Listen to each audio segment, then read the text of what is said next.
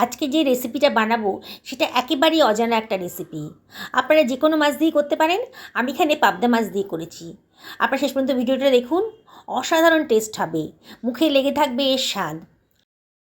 প্রথমে হাফ টি চামচ মতো লবণ, হাফ টি চামচ হলুদের গুঁড়ো আর সামান্য একটু লঙ্কার গুঁড়ো দিয়ে দিলাম। একটা লেবুর অর্ধেক অংশ চিপে দিয়ে দিলাম। লেবুটা দিলে পরে মাছের আষ্টে গন্ধটা আর থাকবে না, সেজন্য এই লেবুটা দিয়ে দিলাম। তাই আপনারা লেবুটা দেওয়ার চেষ্টা করবেন। এবার মাছগুলোর গায়ে ভালো করে মশলাগুলো মাখিয়ে নিচ্ছি। খুব ভালো করে নুন, হলুদ, লঙ্কার গুঁড়ো আর লেবুর রসটা মাখিয়ে নিচ্ছি। পাবদা মাছ এমনিতেই খুব নরম, আপনারা এটা যে কোনো মাছেই করতে পারেন, অসাধারণ টেস্টি হবে। ভালো করে মশলাটা মাখানো হয়ে গেছে, এবার আমি ঢাকা দিয়ে সরিয়ে রাখছি। এবার বাকি অ্যারেঞ্জমেন্টগুলো করে নেব। আমি একটা লাউ শাকের ডগা নিয়েছি। আমি ডাঁটাগুলোকে নেব না, আমি শুধু পাতাগুলোকে নিয়ে আজকে রান্নাটা করব। তবে এই ডাঁটাগুলো আমি ফেলে দেবো না, ডাঁটাগুলো অন্য রান্নার মধ্যে দিয়ে দেব। প্রথমে লাউ পাতাগুলোকে আমি ছুরি দিয়ে কেটে নিচ্ছি। খুব বেশি লাউ পাতার দরকার হবে না, মাছের পরিমাণ তো অল্প, তা আপনাদের মাছের পরিমাণ যেরকম সেই অনুযায়ী পাতাগুলো নেবেন। এবার পাতাগুলোকে আমি ধুয়ে নিয়েছি, এবার আমি পাতাগুলোকে কুচি কুচি করে কেটে নিচ্ছি। আমি 10 থেকে 12টা পাতা নিয়েছি, মাঝারি সাইজে 10 থেকে 12টা পাতা নেওয়া হয়েছে। ছুরি দিয়ে আমি এটাকে কেটে নিচ্ছি। বন্ধুরা, রেসিপিটা খুবই নতুন, একেবারে অজানা রেসিপি। আপনারা শেষ পর্যন্ত ভিডিওটা দেখবেন, আপনাদের অবশ্যই ভালো লাগবে। একঘেয়ে লাগছে না মাছ আর, এইভাবে যদি বানান। পাতাগুলোকে একেবারে ঝিরিঝিরি করে কেটে নিচ্ছি। আমি ছুরি দিয়ে কাটছি, আপনার ইচ্ছে করলে এটা বটি দিয়েও কেটে নিতে পারেন। যার যেমন সুবিধা সেই অনুযায়ী পাতাগুলোকে কেটে নেবেন। আমি আগে থেকে পাতাগুলোকে ধুয়ে নিয়েছি। এবারে আমি এটাকে সরিয়ে রাখছি।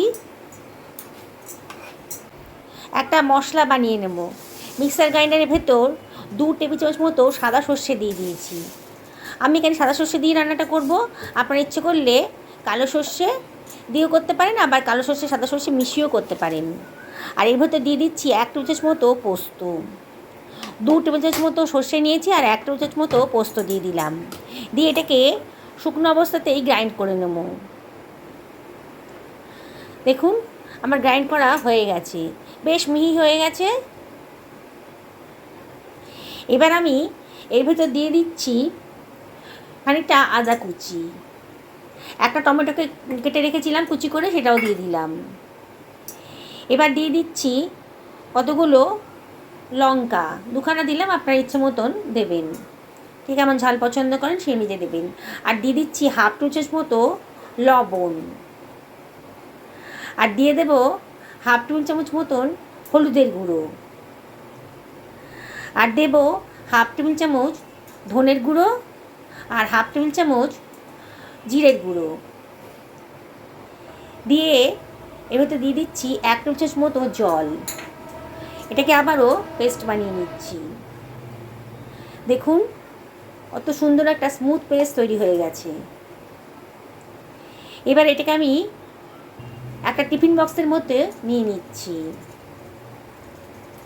এই টিফিন বক্সে আমি রান্না করব। সমস্ত মশলাটা আমি মিক্সার গ্রাইন্ডার থেকে টিফিন বক্সের ভেতর নিয়ে নিচ্ছি। গ্রাইন্ডারটা ধুয়ে একটু জলও দিয়ে দেবো।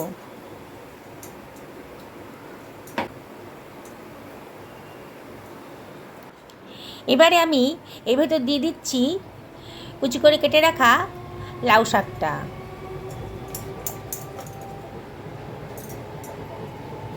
এবারে আমি এর ভেতর দিয়ে দেব 2 টেবিল চামচ মতো সর্ষের তেল।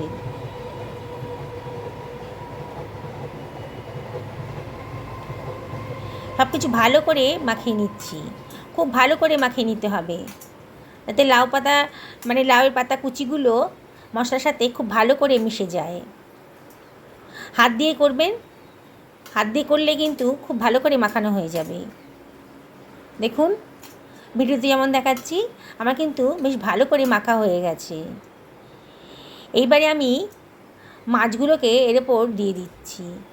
আমার টিফিন বক্সটা একটু ছোট হয়ে গেছে, আপনারা চেষ্টা করবেন একটু বড় টিফিন বক্সে রান্নাটা করতে। মাছের সাইজ অনুযায়ী আমার টিফিন বক্সটা একটু ছোট। যাই হোক, মশলাটাকে মাছের গায়ের সঙ্গে ভালো করে মিশিয়ে দিচ্ছি। খুব ভালো করে মশলার সঙ্গে মাছগুলোকে মাখিয়ে নিচ্ছি, তাহলে কিন্তু দারুণ টেস্টি হবে রান্নাটা। আপনারা তো অনেক রকমের ভাপা খেয়েছেন, এইভাবে লাউ পাতা দিয়ে মাছের ভাপা অনেকেই হয়তো খাননি, একবার খেয়ে দেখুন, খুব ভালো লাগবে। সব কিছু ভালো করে মাখানো হয়ে গেছে। এবার আমি এর ভেতর দিয়ে দিচ্ছি সামান্য একটু জল, এই 2 টেবিল চামচ মতো জল দিয়ে দিলাম। পুরো ভাপে হবে, একটু জলেরও প্রয়োজন আছে। আর ভেতর দিয়ে দিচ্ছি খানিকটা ধনেপাতা কুচি। ধনেপাতাটা দিলে পরে খুব সুন্দর একটা টেস্ট আসে। আর এর ভেতর আমি দিয়ে দিচ্ছি কাঁচা পাকা কতগুলো লঙ্কা।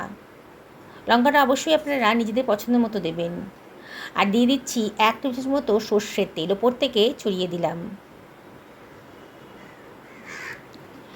এবারে আমি টিফিন বক্সের ঢাকনাটা দিয়ে দেব। খুব টাইট করে টিফিন বক্সের ঢাকনাটা আটকে দিতে হবে, যাতে ভেতরে যখন ভাপাবো ভেতরে জল না ঢুকে যায়। জল ঢুকে গেলে কিন্তু রান্নাটা নষ্ট হয়ে যাবে, তখন স্বাদ আসবে না। খুব টাইট করে টিফিন বক্সটা লাগাতে হবে। একটা প্যানের ভেতর আমি গরম জল বসিয়ে দিয়েছি, দিয়ে এর ভেতর একটা স্ট্যান্ড দিয়ে দিলাম। তারপরে আমি আমার টিফিন বক্সটাকে এর ভেতরে বসিয়ে দিচ্ছি। খুব সাবধানে বসাবেন, হাতে যাতে ছ্যাঁকা না লেগে যায়। এবার আমি প্যানটাকে ঢাকা দিয়ে দেবো। আমি 10 মিনিটের জন্য হাই ফ্লেমে এটা রান্না করব। আরও 5 মিনিট লো ফ্লেমে রান্না করে আমি গ্যাসের ফ্লেম অফ করে দিয়ে ঢাকনাটা খুলে নিয়েছি। এখনও টিফিন বক্সটা খুবই গরম আছে। এবারে আমি একটা কিচেন টাওয়েল দিয়ে আস্তে করে প্যান থেকে টিফিন বক্সটাকে বার করে নেব। খুব সাবধানে করতে হবে, খুবই গরম আছে এখনও।